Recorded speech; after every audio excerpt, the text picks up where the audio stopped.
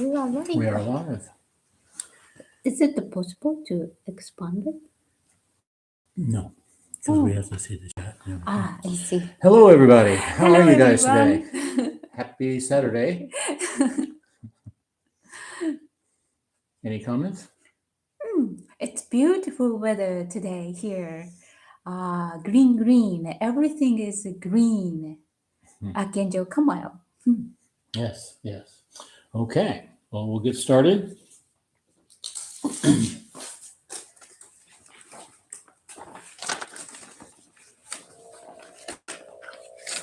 The first question comes from Bill. I'm going through a Kundalini awakening at the moment, and I have been advised to stop all meditation for now as I have blocks on my chakras. Is this good advice? And should I continue to learn how to do the daily introspection? Yeah, you probably should stop if you're in, meditations, if you're having experiences from this. But introspection, that's how you figure out what the blocks are. And that's how you begin to remove those blocks. So I would encourage you to continue your meditation. Find out what's, look inside and see if you can discover what those blocks are caused by. Because they're energy blocks and they're caused by something. And that something is feelings and thoughts. So I would continue introspecting if I were you.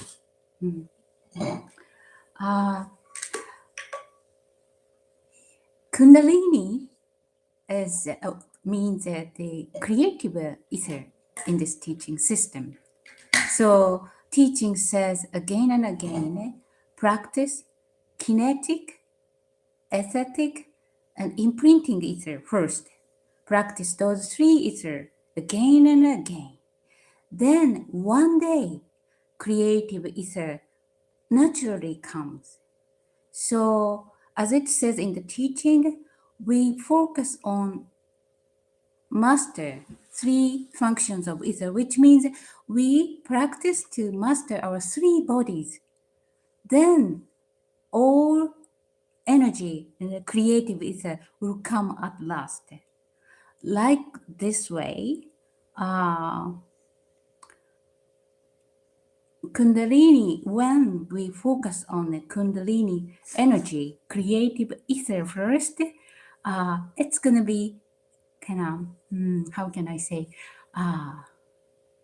it's more safe to focus on, to practice on three functions of ether, which means cleanse our three bodies.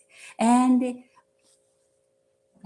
after cleansing whole three bodies, we should work on the creative ether naturally. This is how it says in the teaching.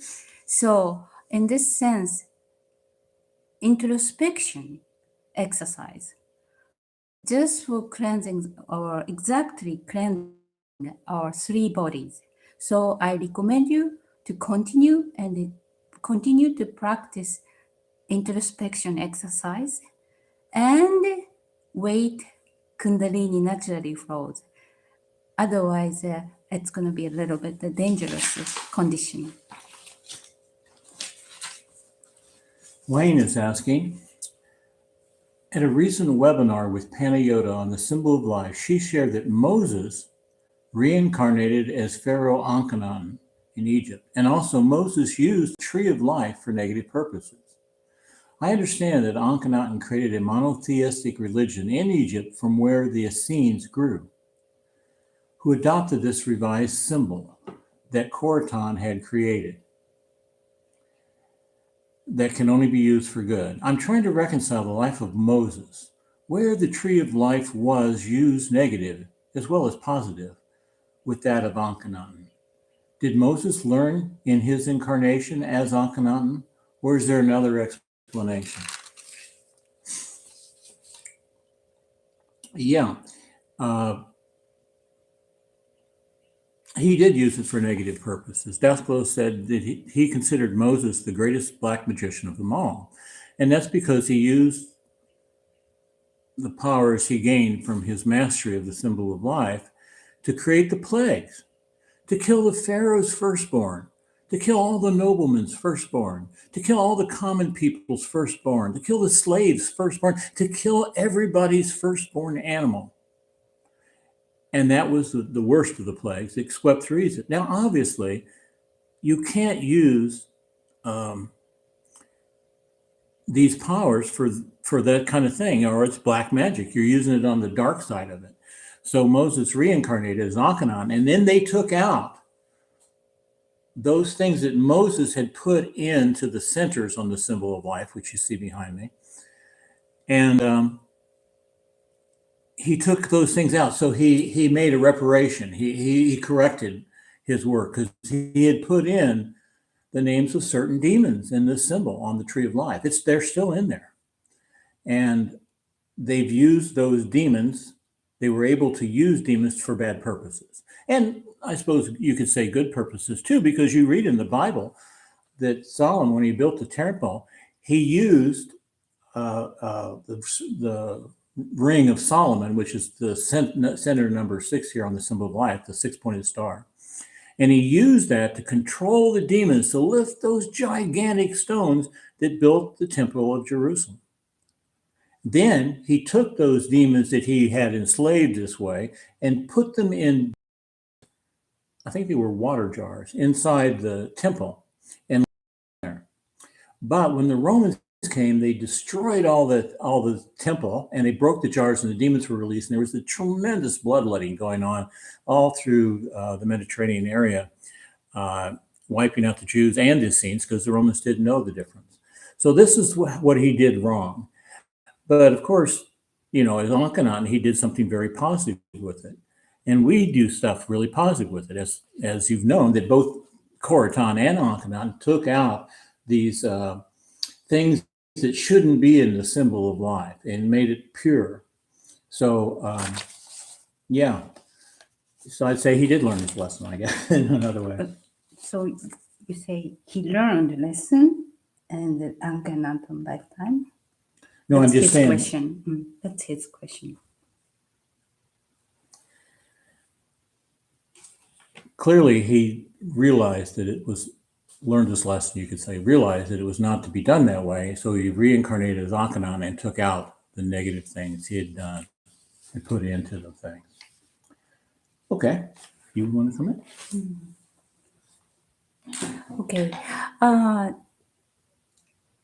Moses is very enlightened being, and he's from a certain class of archangel, descendant of the certain archangelic class.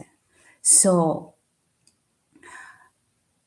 Moses taught human beings at that period the law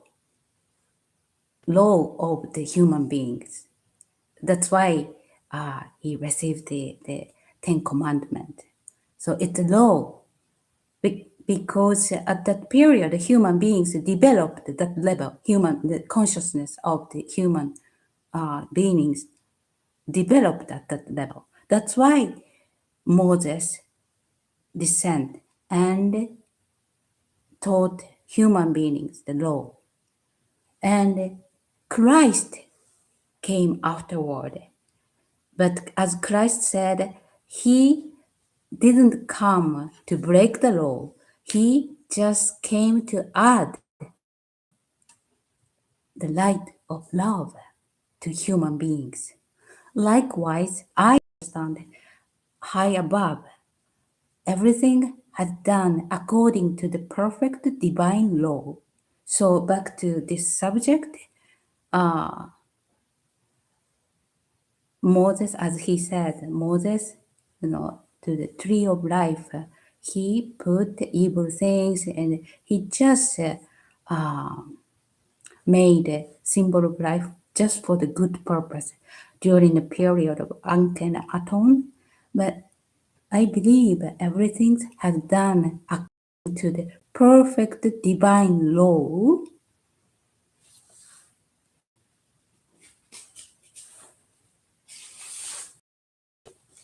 Yes, this is my answer. Yeah, before we answer the next question, Wayne, I want to say something. I'll tell you a story. And, Daskalos was doing all this work on the symbol of life and presenting it correctly without the negative things. And some Jews in Israel came to see him. They said, please come to Israel and teach us about this thing. Teach us properly how to use it. And then a high rabbi heard that they were doing that. And they came to Daskalos and he said, don't do this. The Jews have made such bad use of the tree of life. Don't give them more information on it. I don't think Daskalos was going to do it anyway, but he didn't.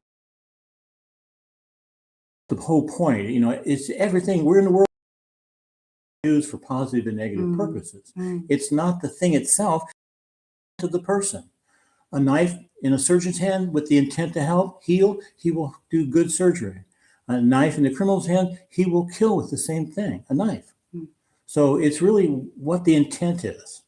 That's, we hear, actions speak louder than words. Well, motivation speaks louder than actions, and intent is the loudest of all. So I understand it represents how the development of the consciousness of the human beings should be. It represents how it should be by the stream of the history. Wayne is also asking, I accept that Joshua Emmanuel is an incarnation of the Christ Logos, the Son of God. Have there been other avatars, incarnations of aspects of God who've taken birth as, for example, Rama or Krishna?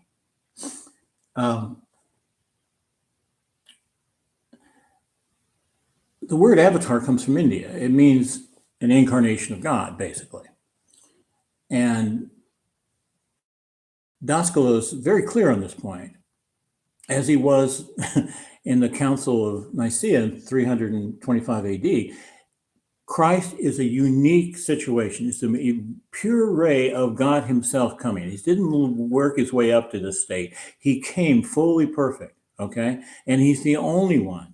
Yet in India, we do hear about these other avatars, these aspects of like Rama, Krishna, and others. But if you think of an avatar as a pure ray of God itself, then I don't know that we can call these others avatars. Certainly Daskalos never thought they were avatars, and he never thought they were a pure ray of God, say it like that. Yes. I can understand the pure definition of avatars in this sentence, in this question, but I understand the avatar is the demigod. It's God, incarnation. It's incarnated God. God. Yes, but in this teaching, it says clearly the Christ is only one man God, which means God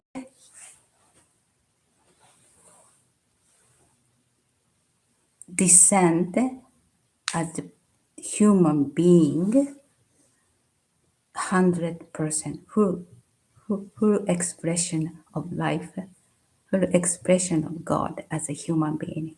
This is only one human being manifested as a human being of God. Yes. Okay. So that's why, may I continue? That's why Buddha said that I have showed you the way up to a certain point. Buddha said, I have showed the way up to the certain point. But the one who will come is the way, the truth, and the light. Buddha left this world 500 before the Christ was born on this planet.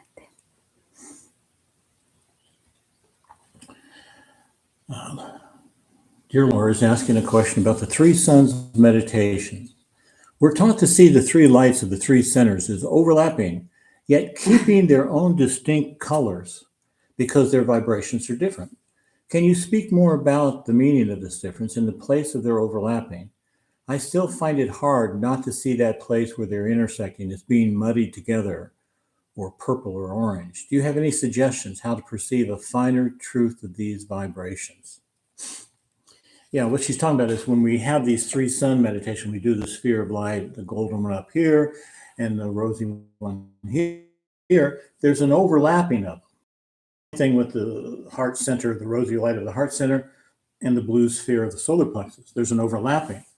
But if you were to look at it through in this material world, the problem is we're trying to see something in a higher way than just material eyesight. We're trying to use our super senses. We're trying to see this thing with our inner sight, not our outer sight. So with the outer sight, you take blue and rose and put it together. It's going to be purplish kind of thing, right?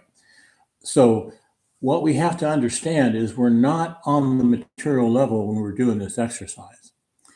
Still, we try to apply what we've known from the material world, because what else can we do, right? We only know what we've experienced here in the material world. So it takes a lot of practice, and try to think of it like this, maybe. The reason they don't mix, of course, is because they are totally different vibrations. You don't mix and make one vibration. This is a vibration, this is a higher vibration, this is a still higher vibration. So it's like Daskos is always saying, in the psychoanalytical worlds, we can have many things together that don't mix up. In the material world, you can't have two things together that don't mix up or that actually can merge. So in the sense of this, it's almost like you're in a room, like think about it, you're in a room here with radio vibrations, and there's many radio vibrations right in this room. So it's not a matter of that, they never mix up. And you can tune into each one of those by tuning into the frequency of that vibration. This means the same thing when you're doing the material, the blue ball, is you're seeing it in a certain vibration. The blue is a certain vibration, but the other ball is not. So they don't mix up. But it really is. I can appreciate the difficulty of trying to see those two things together, not mixed up. It helped me when I was trying to learn this to see the spheres of light, as Daskos says, misty. In other words, made up of like pointillism, little tiny dots. So we have all these little tiny dots of rose and little tiny dots of blue, and there's space in between them. And so you can kind of see them together like that. But again, these are two different vibrations. And so it's about attunement to the vibration of the color. Yeah. He speaks most of things. But first of all, what we have to learn is in the psychoanalytical world, many things are at the same place. In the psychoanalytical, we lose the concept of the space, but we have the concept of place. So, which means we have many things that are at the same place, overlapping, but without interfering each other. So, for example, if I ask you, okay, could you visualize a banana? And next, could you visualize an apple? Okay, a banana and an apple.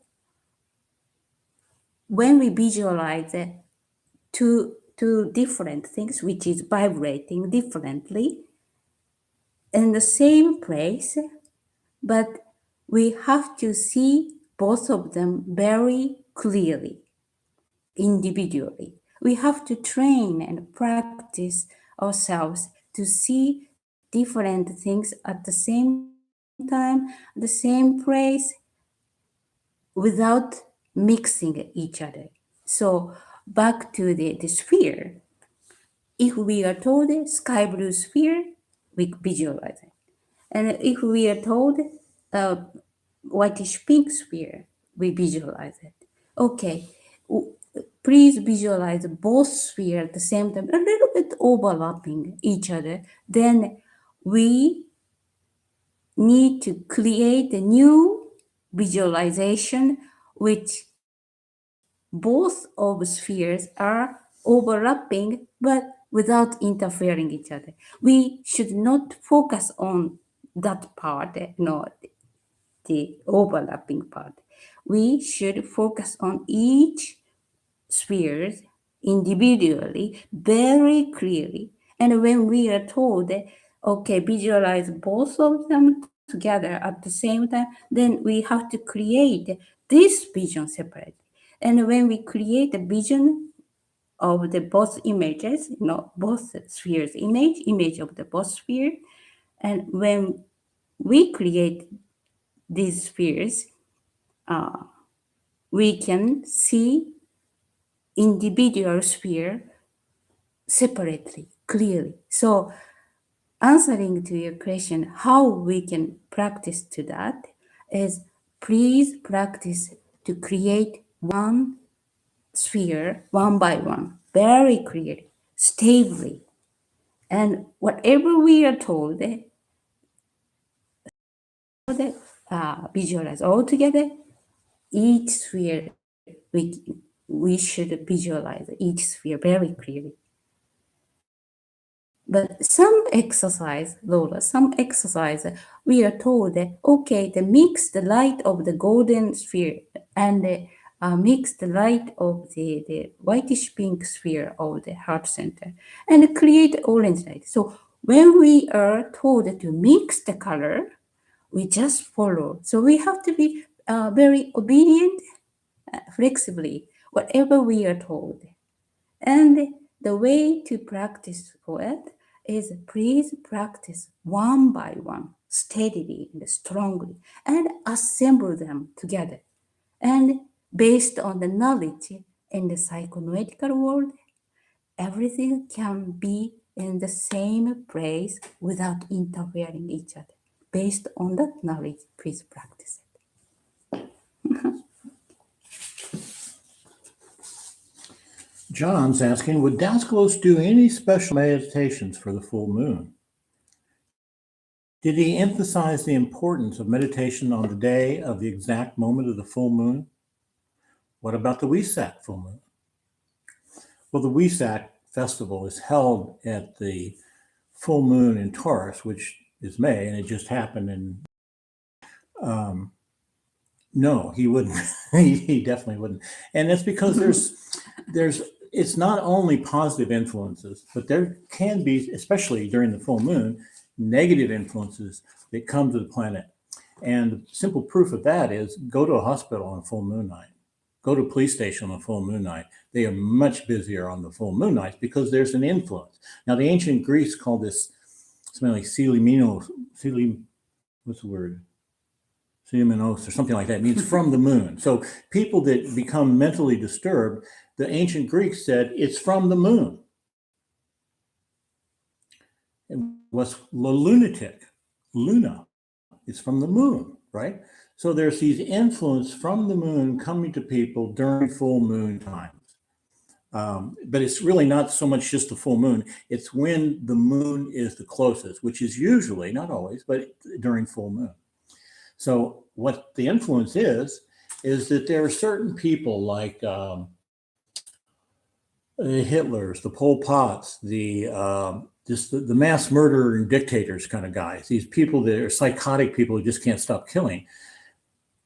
The archangels, when they pass out of their material body, they don't just go into the psychical counterpart of the earth like the humans, regular humans do. They are taken and put into, you could call it maximum security hospitals. They're put in a place where they can calm down their vibrations. They're not allowed to express those horrible vibrations they expressed on Earth. And they're taken away from mankind for a while so that they do not influence mankind. However, and this isn't a bad thing. They love them. They're trying to help them come out of this thing.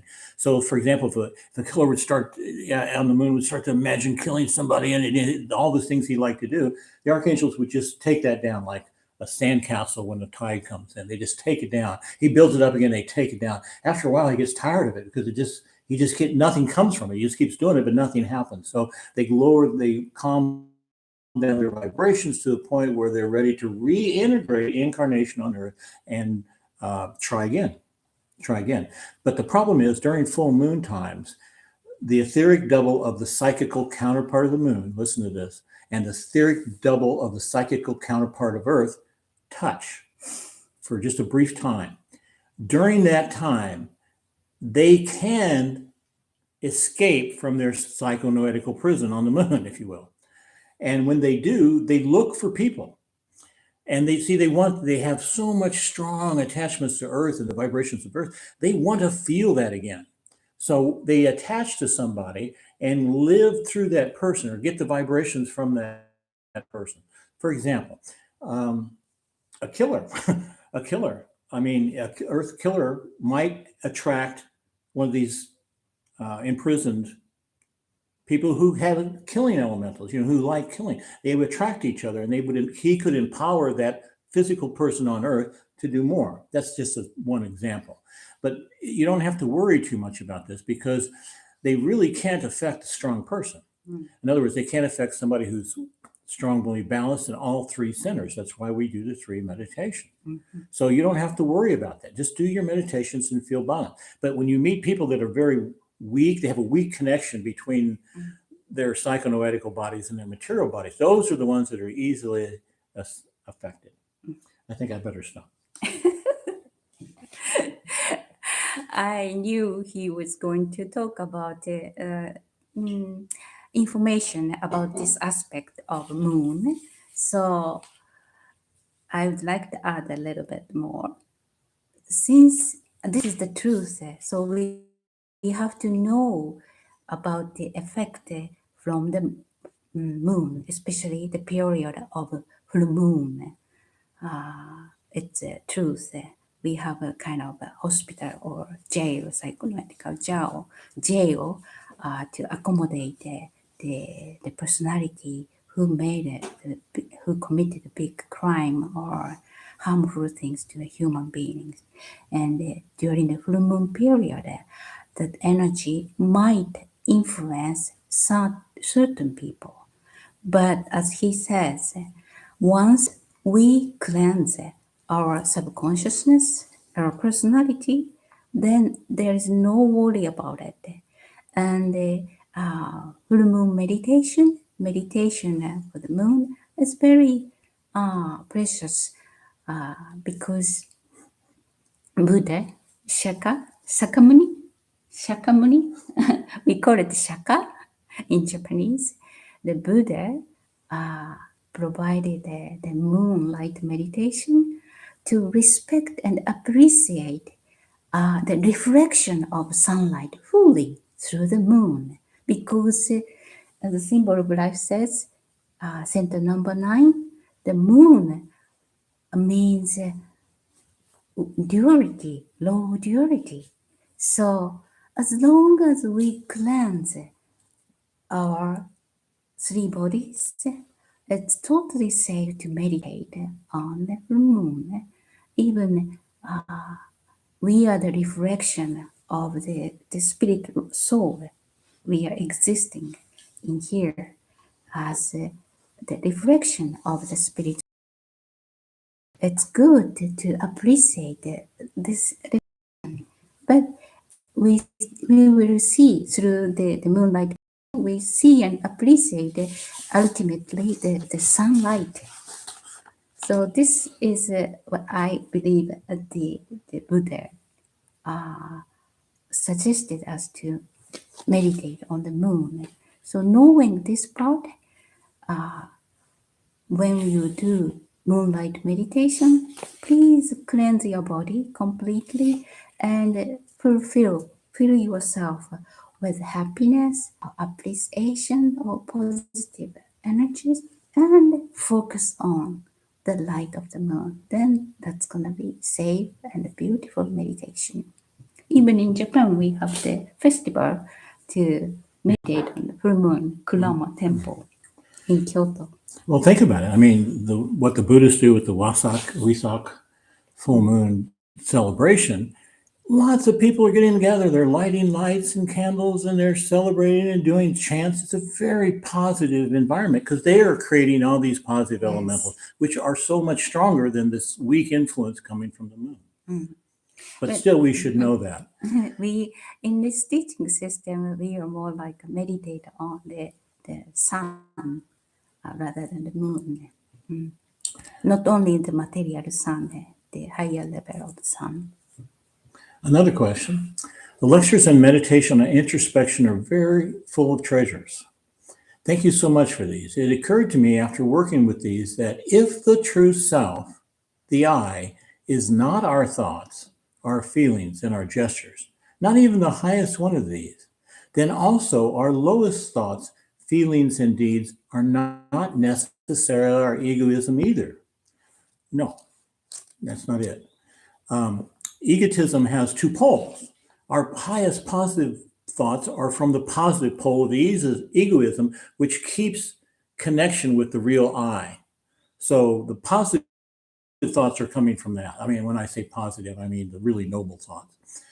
And the negative thoughts are coming from the egotism, something created. Egotism is a shadow, it's something created in time, place, space, worlds.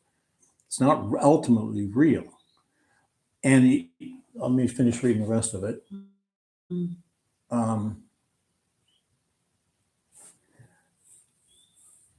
If this is true, then it points to a battle between beings that are not us, but that we must meditate and choose to either give life to or observe to disenergize by not engaging with them. Can you speak to this? Yeah, again, it's a mistake to use the word beings, a battle between beings that are not us. We are a being. That's us. The being is us. The elementals, or call it the negative pole and the positive pole, are entities. They are created in time and space. They're entities. Beings are not been created. They're eternal. They never were born and never would die. But we started creating these egotistical expressions. So they have a beginning and they ultimately will have an end in our life. Yeah, that's one. Okay. Wow. Yeah, introspection exercises and just started, and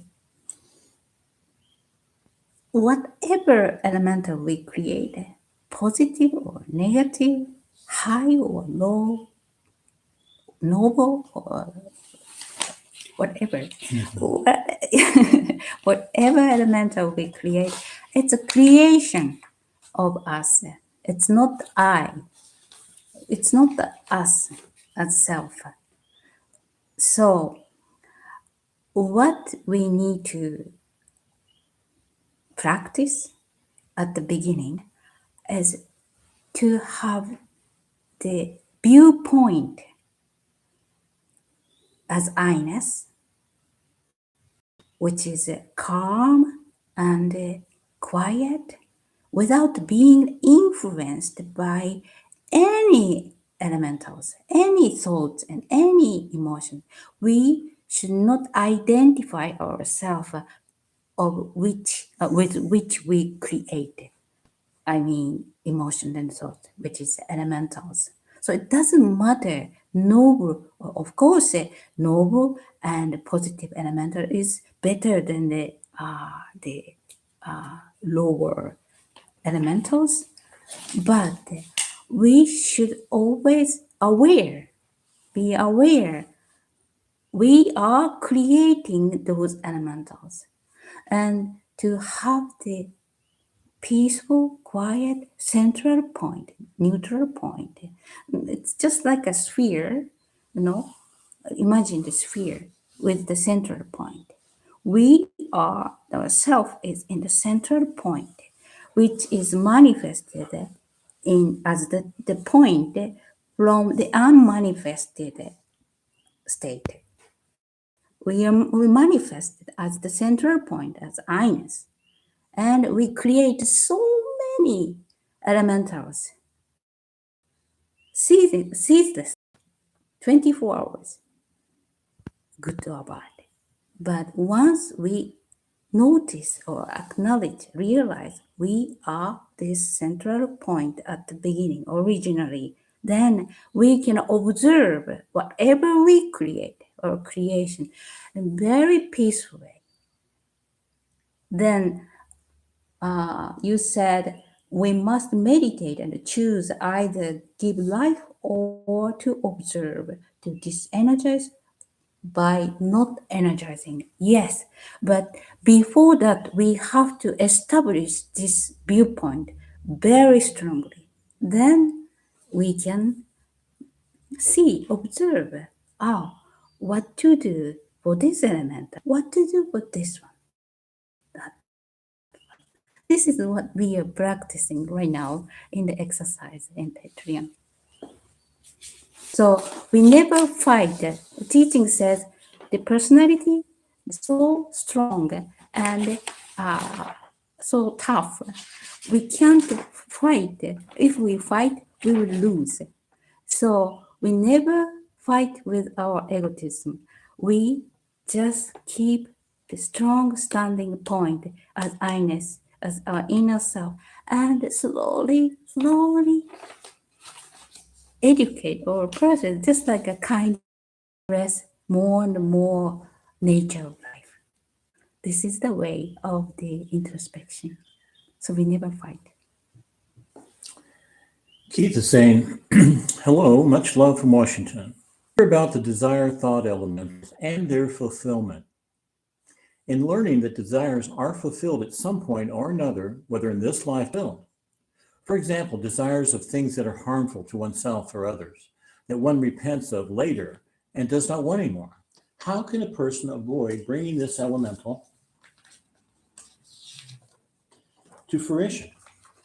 Or it is a matter of how important it is to create a positive thought desire and desire what's good for ourselves and others. In the light of all desires will be fulfilled, or perhaps both. So what he's saying is there a chance, is there a way to dissolve? Of course it is. This is what Daspos is always talking about. We have to de-energize or disenergize, he said, but we got to take the power out of it. We can't kill an elemental, but we can take the power out of it and render it inactive in us. And it goes back to the cosmic consciousness. So that's one of the big branches of study in our system is the elementals and how to deal with it. And it's right. You go along and your consciousness awake and you realize, oh my God, I'm creating all these elementals for things that are going to harm me or maybe somebody else. And so you repent. And that repent doesn't mean just saying, oh, I'm sorry. It means changing your attitude, changing your heart, changing your mind, changing your behaviors. In doing that, you're depowering the elemental. And of course, the most important thing is not to give it your attention, not to think it all the way through when it starts to approach and try to get your attention. You just, no, it can't be bothered. And you just concentrate. Now, that along with the other part of your question about creating good, positive, constructive elementals, yeah, but basically is you're going to put the new ones in place of the old ones. Because when we disenergize an elemental, we never just want to stop there. We have to replace it. Otherwise, the original elemental just finds its way back in. It's like a track or a groove. It just comes right back in. And he says, I wonder in relation to this about the second labor, the killing of the Hydra. This is a Hercules work on the symbol of life. Killing the Hydra with its many heads of uncontrolled desires. When we cut off the heads with willpower and with our guardian angel burn the wound with the fire of mind, is this what we are accomplishing? That these desires will no longer be brought to life, not just in our immediate circumstances, but in the future forever. Yeah, that's exactly right. That's exactly what we're doing. That's why we do these visualizations on the Hercules work, because it gives us a, I don't know what the word to use, but it gives the whole teaching in an image. You know, back before people could read and write, they always drew symbols or depicted events so people could remember them because they couldn't read and write. So it's very, very effective. And when we see something, it has the whole knowledge in it. When you think of that, fighting that Hydra, Hercules killing the Hydra, you think about all these elements, and all these elements are symbols, and they teach us something. So it's really powerful to do it that way. And you'll find out that you'll do the exercise and you'll cut the heads off and put the fire and burn the heads so they don't come back. This is terminating it completely. You'll discover that you're walking around in the store one day and you also start feeling this desire. You know, oh, I know what I'm feeling. it could be, it comes back into your mind, and then you are clear. Oh, this isn't something it's really worth my time and energy to invest in. So I'm going to withdraw my energy. I'm not going to fulfill that desire. It's that's the labor is a symbol of what we do in the real world. Yeah. Mhm. Yes. In the labor of Hercules, the Hydra's second work. Yes, we kill we cut it with dagger. We call it dagger? Dagger. Dagger, the knife. And the guardian angel, oh, I hit the wrong button. Please. yes, sorry. So in the second work, using the dagger and which is a willpower, and reason from our guardian angel by the torch. We just cut the snake's head, Hydra's head, and after cutting, we put the and after that, we just bury the head under the sand and left that place. We continuously do this exercise. But our desire is not only 9 or 8, or it's more than that. We have more and more desires. Each time we do this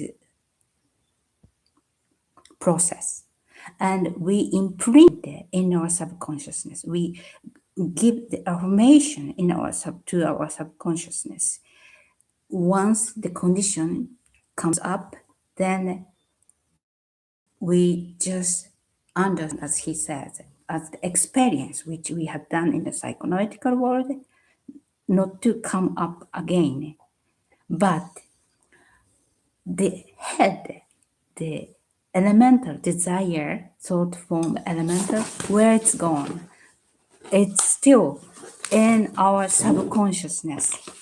So it's there. Once we create, whatever we create, it's in our subconsciousness.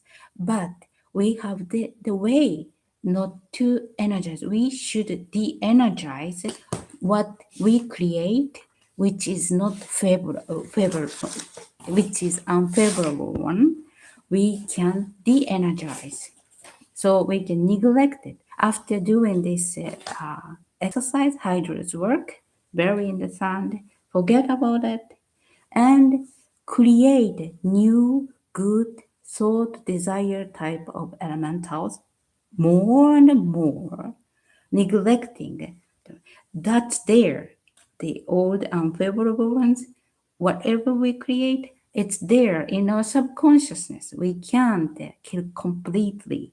But by doing this exercise, we just imprint in ourselves, it's not, it's, how can I say? We understand we already overcame that one. So, and together, along with that, we create positive ones, thought, a desire type of elementals more. Then the former elemental which we created will be adjusted, and it won't manifest as we wished before.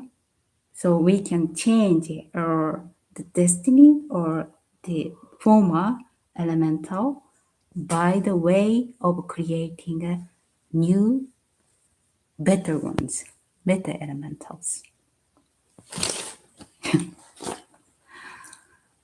Linda's asking, well, with this thing of the Hydra exercise, we're not going to get rid of desires, all desires. This exercise is for the dangerous, unhealthy, unnecessary ones, but we're always going to have desires, good desires, normal desires. I'm hungry. I need a place to sleep, things like that. These are normal things. And it's not that it's prohibited us to have desires, because Christ says, ask and you shall receive. So he's telling us we can ask for our desires. Not that we really need to, because God knows everything before we even think about asking for it. But anyway, so we're just not going to get, it's not all desires, it's just those unnecessary, harmful ones. Linda's asking, hello, everyone. In previous sessions, we've discussed how many people who pass over into the psychic world don't actually realize they've passed over, and that they experience life in the psychic world almost entirely in their individual shells. My question is, can we continue with development at all in the psychic world? Or do we just live kind of a dream inside our shell and stay at the same level we were when we lived in the material world? Is there any learning that goes on there? Well, we're in the shell now. I mean, it's not like, oh, we're going to be put in a shell. We're in the shell now. But even in the shell in the material world, you can create things that will free you, or at least thin the veil of the shell. That's what spiritual development is about. We're trying to thin the veil to see the truth. So I will say, yes, absolutely. In fact, what you're studying here now, especially with the meditations and practices, the real benefit, or the greater benefit, is not what happens here, although there's a tremendous benefit. Good health, perfect health, good health, mentally, emotionally, physically, so many good things comes from our work here. But the greater part of it comes when we're in the psychical world.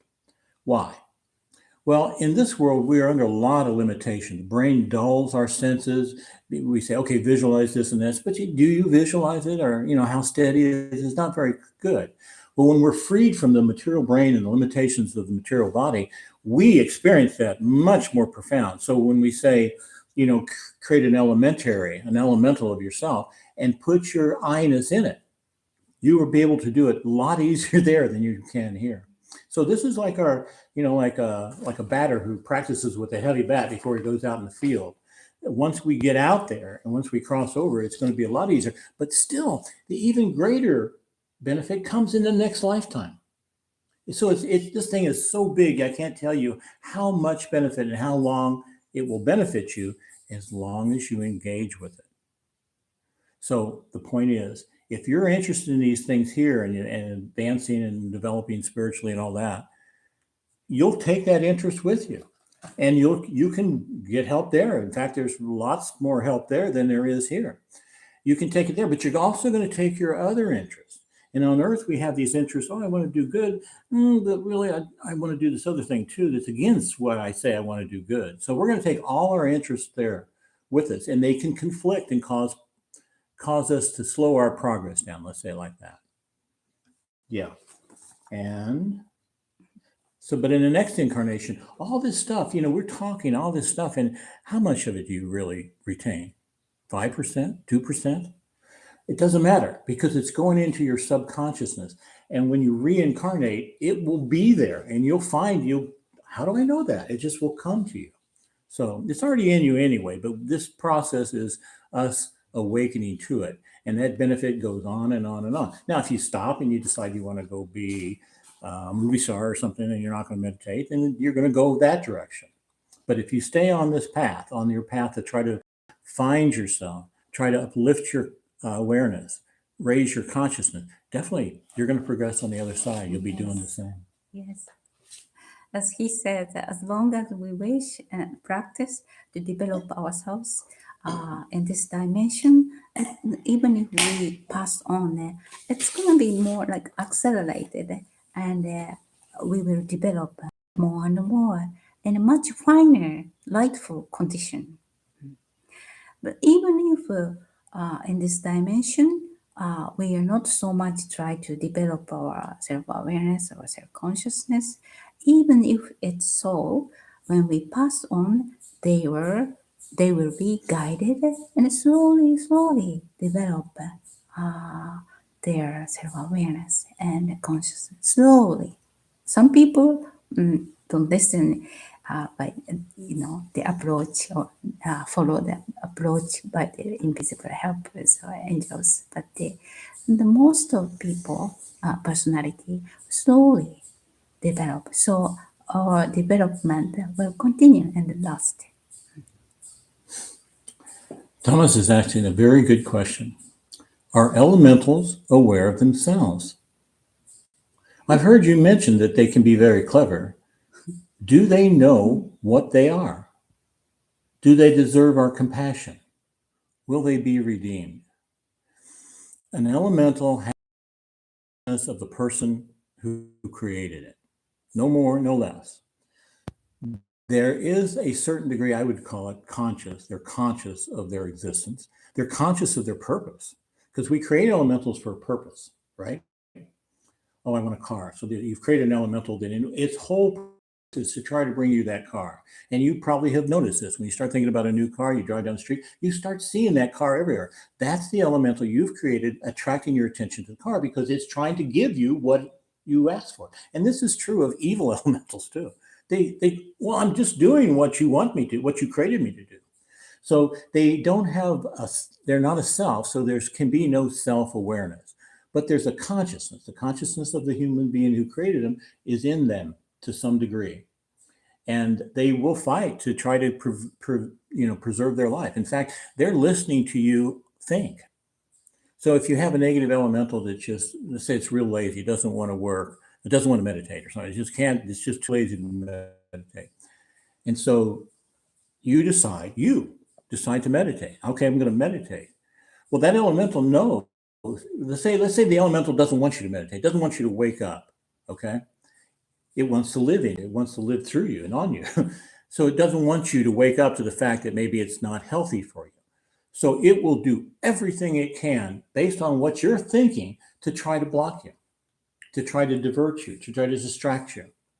So there is a degree of consciousness in them that tries to, all life, and these are living elementals, want self-preservation. So the elementals don't just go quietly into the night because we say, oh, it's no good, it's not a good elemental. No, it wants to stay on us. One, to fulfill its purpose, and two, to prolong its life by drawing energy off of you. So the next part of the question is, do they deserve our compassion? We deserve our compassion for having created these devils, for sure. But it's better not, I mean, on a negative one like this, it's better just not to engage and think about it at all. Will they ever be redeemed? Well, it depends what you mean by redeemed. If you mean like a human being's redeemed as a personality becomes self-realized as an inner self, that's a redemption. The elemental doesn't have that kind of redemption, but it can be elevated and improved. And we do this all the time on our own, all the time. We have this desire for this, and I'm going to add this to this element. I'm going to add this to this desire. Oh, and you know what? So we're constantly upgrading our elementals all the time by the new thoughts and feelings we have about this. So one time I was with Daskos, and I don't know why, there wasn't very many people around, and I sat down next to him, and he started telling me this story. There had been a Swiss lady, there was a Swiss lady in the class at this time, and when I was staying there. So she was around, and she'd come to Daskos because she just lost all energy. It was hard for her to even put one step in front of the other. She's an elderly lady, very, very rich. Well, she comes to Daskos, what's wrong with me? The doctors can't find anything wrong with me. He works on her. He discovers a very vicious elemental that was created by a black magician hired by her stepson. She was very, very rich. And so he was trying to have her die. This elemental was designed to kill her so he could inherit. So Daskos took it off. And we're sitting there talking. He's telling me the whole story. It's so great when he would tell these these multi-level adventures things and everything. So he said, I got it. And it tried to attack me. And it was biting my arm. He was showing me like this. He said, I got it. And I said, no. And I locked it down. So he could lock these negative elementals in like a etheric prison. He could put them in the corner of the room. He could lock them down so they didn't have any effect. But he wanted to try an experiment to see if it could be improved. So he got the elemental and he gave it new instructions. He says, look, no more of this hostility. I want you to guard my flowers. And he had this little patch of flower garden right as you come in the front door of his house in Cyprus.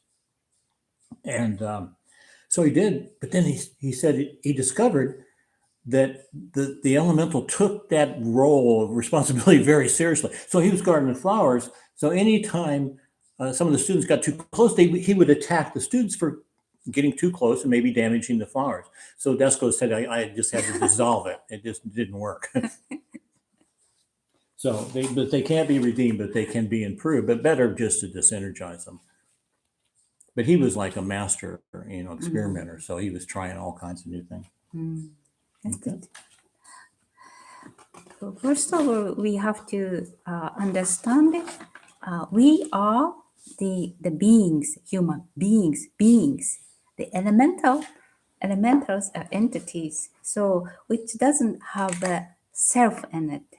But as he said, a certain level of consciousness that they have, because whatever we create, whatever elemental we create, it contains, one elemental contains all essence of the creator's subconsciousness, whole things, whole vibrations. So some total of our whole subconscious vibrations reflect in the elemental which we create, whatever we create.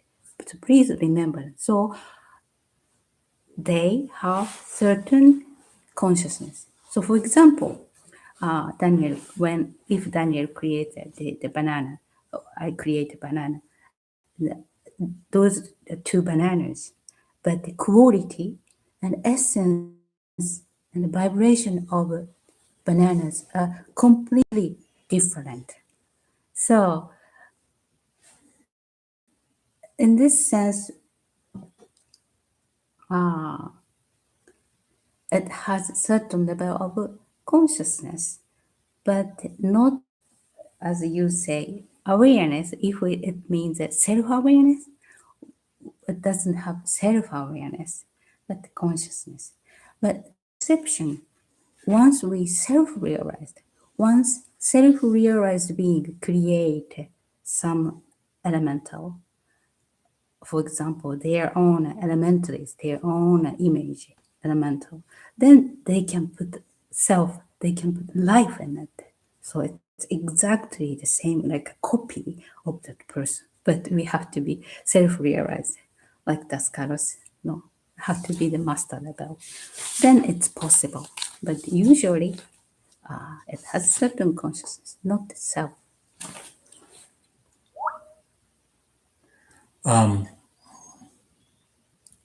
Vios, is that saying that right? Hi. She's asking, I think it's a she, sorry. If it's not, I don't know the Greek. Hello? Can we say that Daskalos initiated a new spiritual system for the future evolution of humanity? No. What we can say is Daskalos, with the help of St. John the Divine, Yohanan, has taken Christ's teachings, scraped off 2,000 years of religious prejudice and stupid dogmas, and presented Christ's teachings cleanly and purely without being affected by what the priests thought about it over these centuries. So he's not creating something new. He's helping us understand the true religion, which St. Thomas Aquinas says was here from the beginning of mankind's coming to earth and then came in the flesh with the incarnation of Christ. It's the perennial teachings. It's the eternal teachings. Okay, it's manifested Christian now, and certainly we call it Christian. It's Christian. But the teachings the common Christian churches tell you about are not the deep parts of Christianity, which is what Daskalos is bringing forward. So no, it's not a new religion. It's just a much clearer, more easily to understand and apply expression of the eternal religion, which continues to evolve over time in our minds, in humans' minds. Yeah. Yes, I understand it. This teaching is the teaching of the universes, which has been inherited. Spirit soul of course, the scholars, and the advanced brothers and sisters, devotion of them. and shining as the esoteric, what we call esoteric teachings, but in everlasting in eternity. So it's not a new stream or anything. It's there from at the beginning of the history because it's the truth. It's the truth teaching of life. So it's there from at the beginning. And by the devotion of the brilliant spirit souls, we are blessed to learn now in here.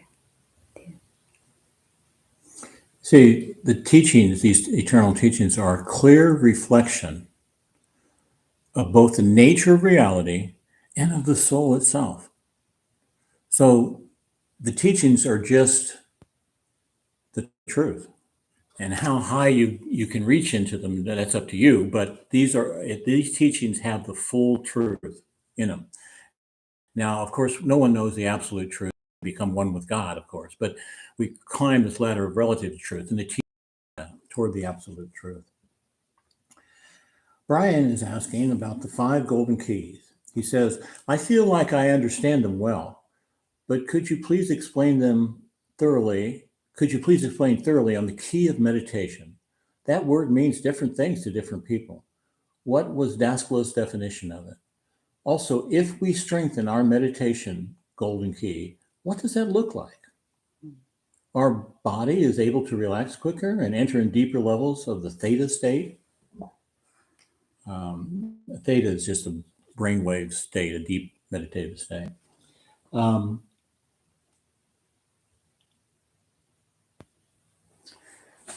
Yeah, meditation.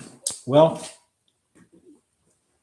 before I say what Daskalo said meditation was, let's talk about the goal of meditation. What's the point of meditation? I mean, it's such an important golden key. What's the point of it? What's it do for us? Well, meditation, and by this I mean like a concentrated, a good meditation, calms the personality down and leads it into wisdom for the ultimate purpose of being self-realized, to find self-realization. So it's calming that personality down, and it's bringing great amounts of wisdom to that personality. So it's a process that we're going through. But I'll read Daskalo's definition exactly. Meditation is the successive formation of mind into interrelated thoughts that lead to knowledge and perception. Through meditation, the present-day personality gains knowledge. So it's a process. Now, you notice he's mentioning meditation and thought. What's the difference between meditation and thought? Well, it's the same difference between the law is cause and effect. Meditation is the cause, thoughts are the effect. We could say another way. We could say it's like the relationship. Let's say, just pick something metaphorical. We could say meditation is like the tree. Meditation is, as a cause, is like the nature of the tree, and the effect or result is the fruit of the tree. So it's producing something in us, and it's leading us into knowledge and everything. But really, what's a prayer? A prayer is a concentric meditation too. And we have all kinds of prayer. We have, all kinds of meditation. We have too many meditations. Now, I'll tell you, from over 50 years of studying and practicing, most meditations just lead you nowhere. They just round and round and round, and you don't really go anywhere. There's some really advanced meditations, if you can reach it, where you go beyond thought. That's even better, because then you start to experience who you are. You start to experience that self inside of you who's doing this. So the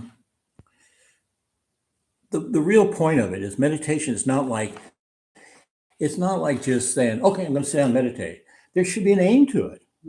So when we're doing our visualization meditation, all these meditations given by Daskalo have a very definite aim and a very definite course of progression through the meditation, a successive progression, like he said.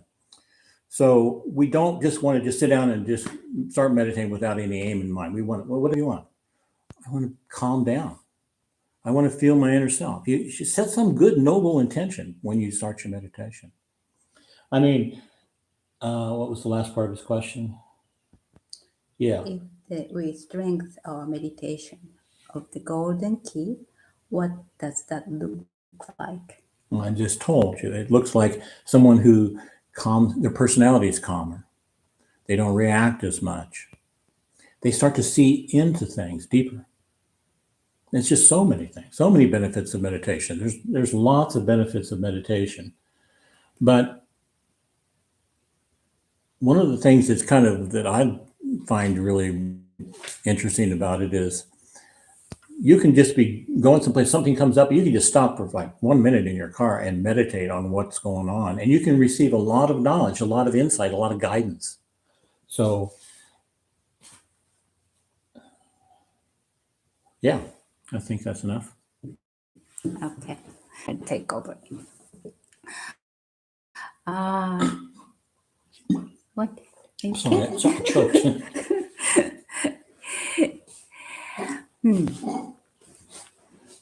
I understand in this teaching system what we call meditation as the five golden keys, as one of the five golden keys.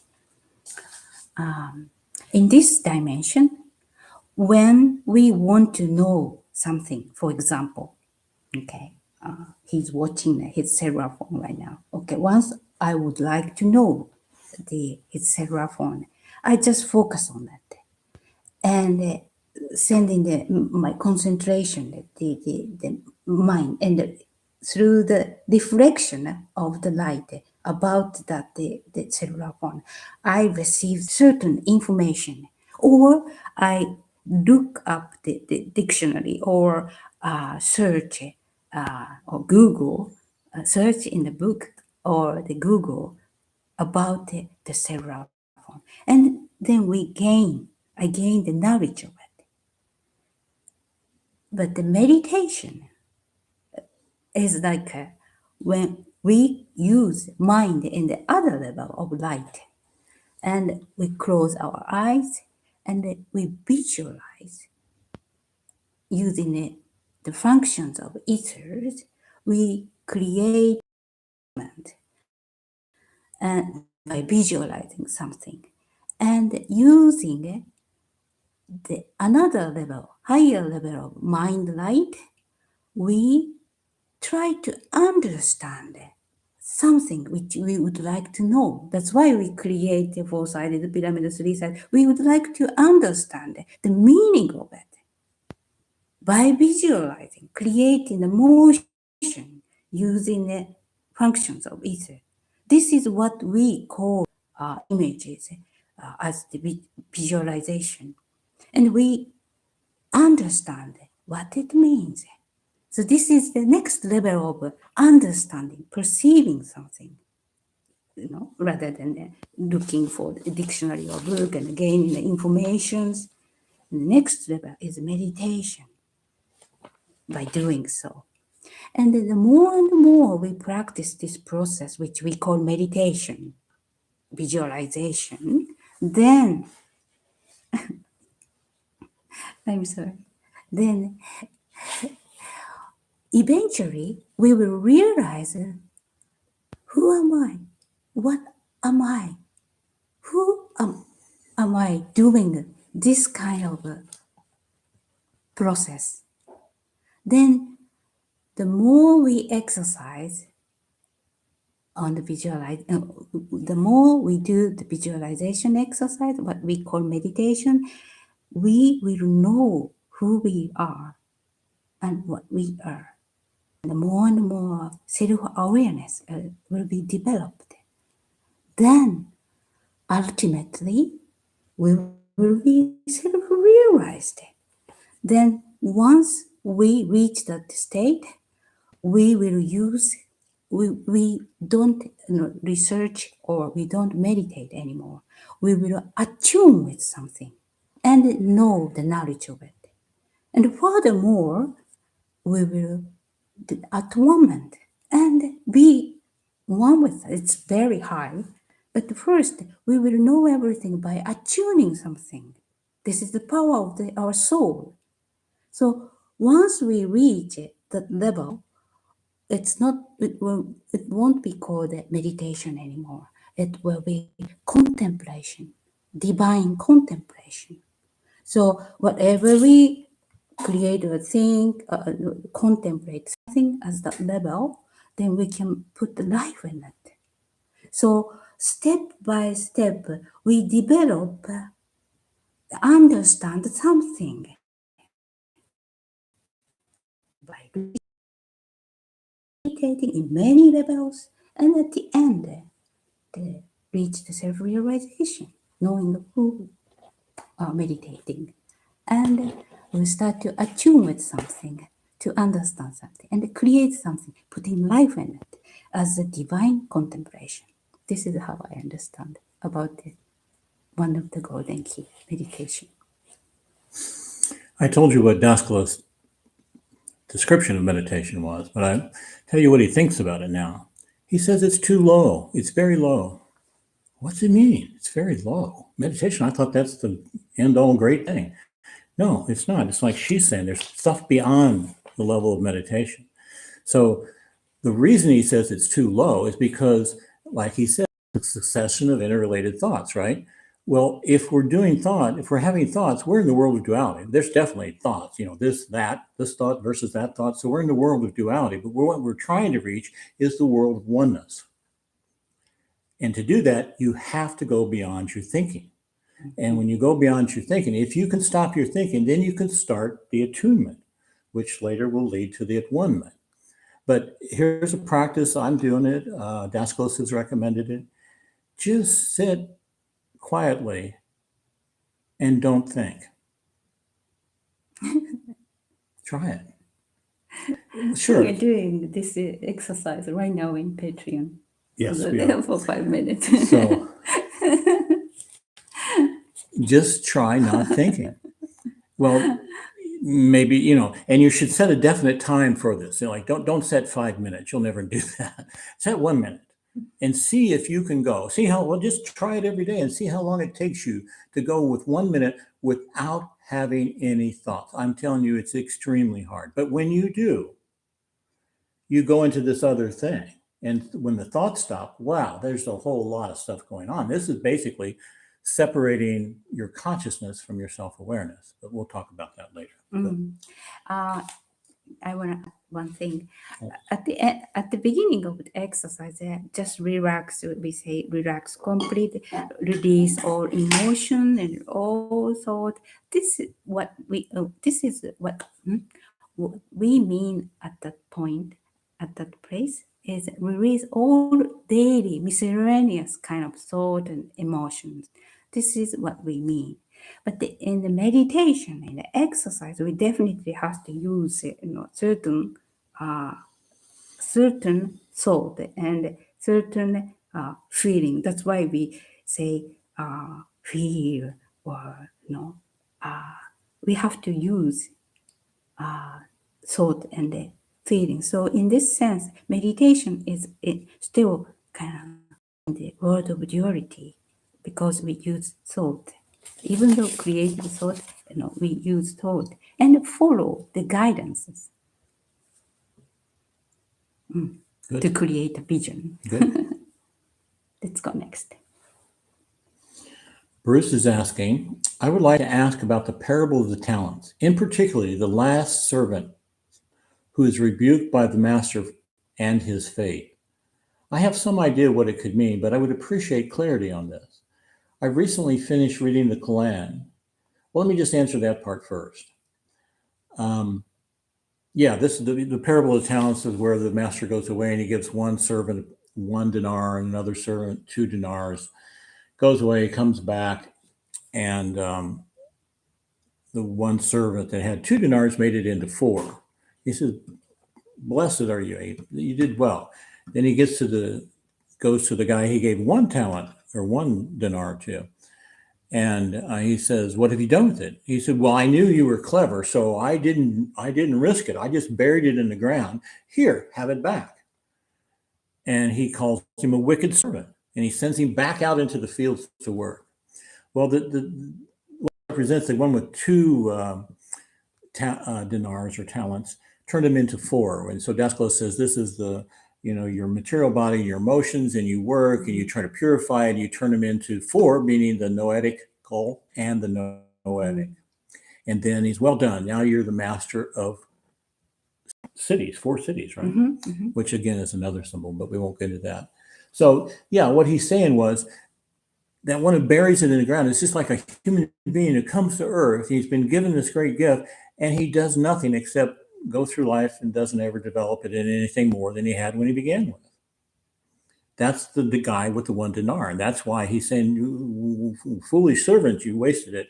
Go back into the fields. Well, the fields are incarnation. So the next part of it is,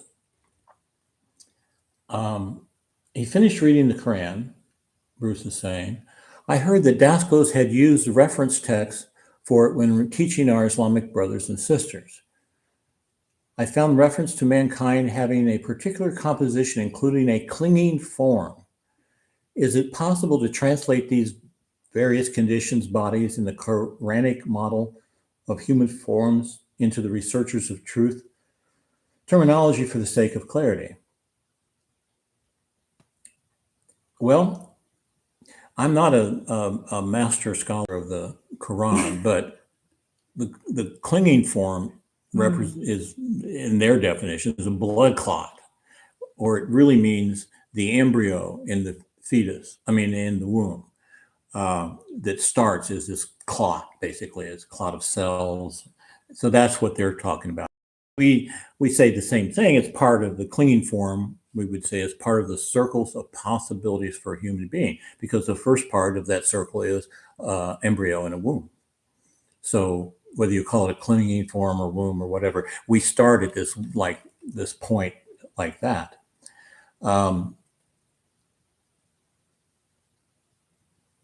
Yeah, I don't know enough about I don't know what other forms they say a human being is. Well, I think I'll go look at it up and research that. Maybe I can answer better later. Okay. About the parable of talent.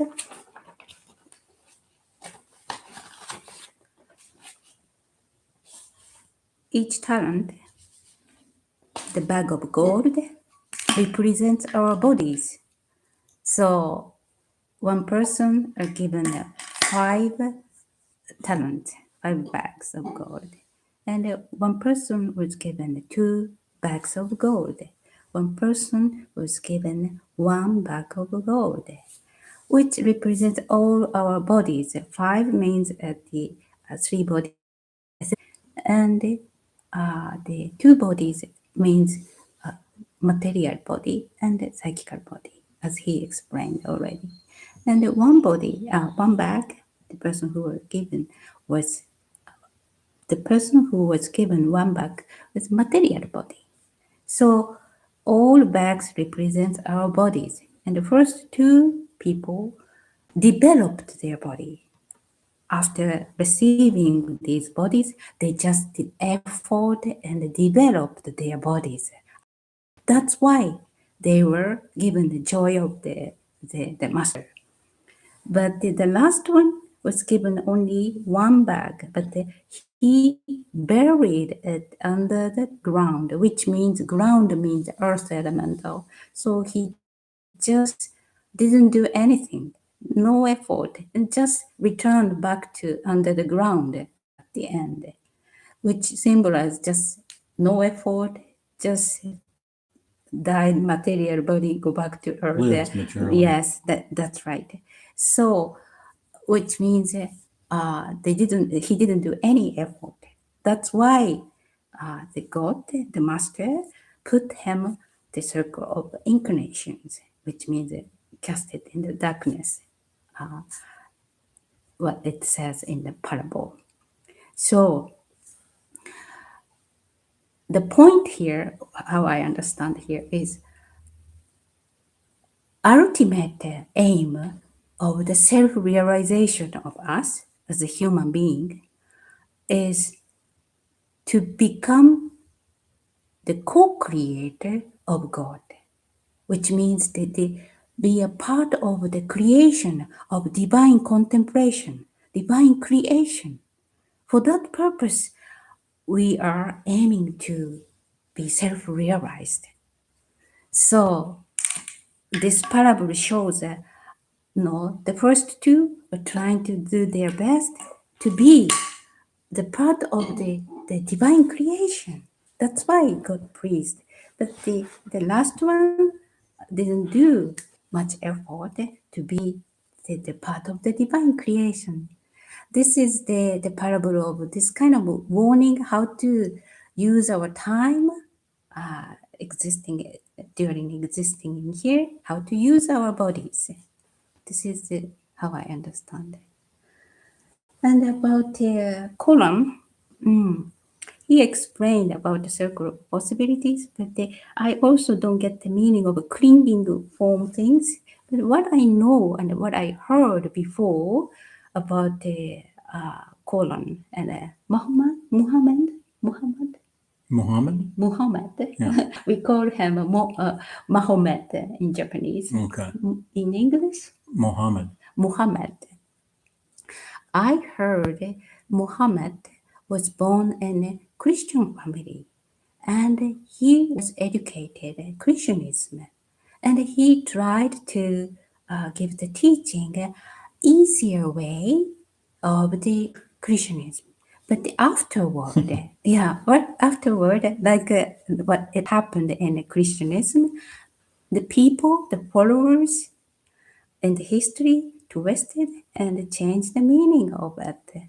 So I understand, like discuss and this teaching says that it's all one, has different, many phase, many different phase of it.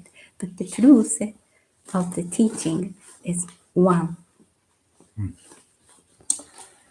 Okay, the last one comes from Michael. He says, for me, it's not clear how I should combine the exercises and for how long. How should a day of a researcher of truth look like? For example, shall I start every morning with the 3 sun exercises and then to do the 4-sided pyramid? And then in the evenings, always do the introspection. For how long shall I do the 3 suns meditation and the 4-sided pyramid exercises? Shall I add 3 meditations? Shall I do a pause between the meditation or switch from one meditation to another? When should I switch the exercises? Maybe you could give us some more guidance on this. Yeah. The only practice Dascos absolutely insisted on was for us to do introspection for 10 minutes at night. That's it. Okay. But there are plenty of exercises he gave us for other purposes. So really, I think we can break down all these meditations, all these exercises into 3 classes. The first class is to help ourselves. So the 3 sun meditations is helping ourselves. We're balancing our 3 bodies. We're living in a much more balanced, healthy way. We're uplifting our awareness of ourself and our consciousness simultaneously with that exercise. Now, how long should you do it? In Dascos system, the beginning student and the advanced student did it every day. So yes, and it's best to do it in the morning when the sun up and there's more etheric vitality around. And at the end of the night, introspection. But if you want to add another meditation, it's okay. And you can add what you want. But the first one, like I said, is for helping ourselves raise our consciousness. And, we're visualizing the balls. We're using our mind to create these images. So we're developing our consciousness. And the second one, introspection, is for us again, but it's for purification of our personality, the upliftment of our personality's awareness to higher and higher levels, or higher and higher expressions, degrees of expression. But there's a third class of exercises, which is something like the first one, except this time we create these images, these healing balls of light, or visualize peace, or prayers for other people. It's for other people. First is for our well benefit. Second is for our upliftment of the introspection is upliftment of our awareness and purification of the personality. But this one in the middle, we can do at the middle of the day. You shouldn't probably do them back to back, all of them. But it's nice to do a little one in the morning, maybe one in the middle of the day. But maybe I would suggest you do one for somebody else in the middle of the day, because you're doing the same thing. You're still developing your consciousness because you got to get skill at creating these healing balls of light and sending them, and also empowering them with your intent. Classes or exercises, that's like a simple way to do it. But if you find an exercise like the pyramid one, that's another 10-minute one. It's not, none of these are to be done long. If you find another one, get into it. I like to try them for like at least 3 days or a week consecutive. Like, I'm going to start a new meditation in the middle this week. I'm going to start it and I'm going to do it every day, try to do it at the same time, for at least 3 days to a week, because it takes you a little while to get into them before you really start to feel the benefit of them, I believe. Thank you. Yes, as he says, I also recommend you to do the three suns meditation and introspection exercise every day until we reach self-realization. Because Three Suns meditation, it's a simple meditation, but based on that, we create, and even in advanced exercise, we include these three essences again and again until we reach self-realization. So those two, please continue those two every day if you want to. And if you would like to add another meditation, Daniel and me are doing a Patreon exercise, teaching and exercise. In the exercise section, I provide the exercises step by step, starting with the how to breathe. So systematically, we are proceeding in the Patreon exercise. So if you like, please go back and take a look and try the archives. It's available. So because it's systematically built up how to develop your skill for the meditation in the teaching system. But if I suggest you or name some exercise, I would like you to start with breathing exercise, how to relax yourself, and etheric breathing, and light shell, light body, create a light body exercise. And next, create a 5-pointed star around your body as the protection, and a light shield as the protection around your body, and four-sided meditation, and probably next sided meditation, archangelic form things, together with three suns and introspection daily. If you add something, I would like to suggest you those exercises in order, step by step. But the more important thing is follow your intuition. And if it's not fun, we can't continue. So follow your intuition and please try to enjoy, to visualize something in your psychonautical world and have joy in it and understand the important law principle in the universes with joy, step by step. This is my advice. And the timing when you can stop or change into the new meditation, I would say once we get used to visualize something, for example,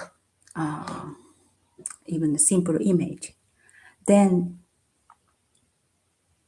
one day, once we try to visualize it, entire picture, entire image will pop up immediately and make a movement, and we can receive the guidance or meaning immediately. So we can do it, instantly. Once we reach that point, of course, we can proceed into the next meditation. This is how I think, how I feel. I hope it helps your study. Good. Okay, everybody. Well, we wish you a very good week, month before we have a live Q&A again. But we wish you very good. And really, these 5 golden keys, work on them.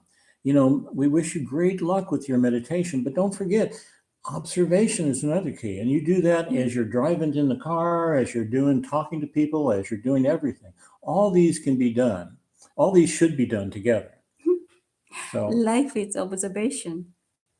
it is. Please enjoy beautiful nature. Okay, I got another story for you. Please.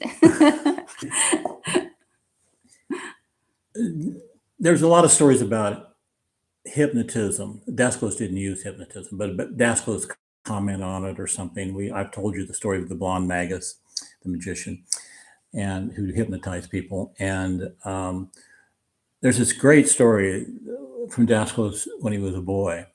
His father met a magician, and he was so impressed by this guy. They invite him over for dinner. So the guy came over, and some other family members came. And so they were talking, and the magician points to Dascos and said, "Would you like to be hypnotized?" And Dascos said, "Sure, yeah, okay." And he's a little kid now, right? So the guy comes over, he takes out a pocket watch, he's watched the pendulum, you're getting sleepy, and he starts doing that. And Dascos said, "I pretended to be hypnotized." He said, "But what I was really doing was projecting hypnotic elementals to him." And before long, he falls totally asleep. The hypnotist falls totally asleep. Dascos, the boy Dascos, goes in the kitchen and gets a big onion and gives it to him and says, "Here, this is a golden delicious apple. Please enjoy." And the guy goes, and he starts eating the onion, and he's acting so happy he's eating this golden delicious apple. And he comes out of it, Dascos brings him out of it, and he's sitting there with this onion, and everybody in the room's laughing at him. He has no idea what happened. But then at the end, he says, "Really, everything's hypnotism." Meaning that we get hypnotized by this lure of wealth, this lure of popularity, all these lures of the world. We're being hypnotized. These products, buy this product. You need this product. That's like a hypnotation, hypnotic trance, really. A hypnotic suggestion is what it is. So be awake. Let's be a research of truth. Yes, be awake. All right, everybody. Many blessings. Many blessings.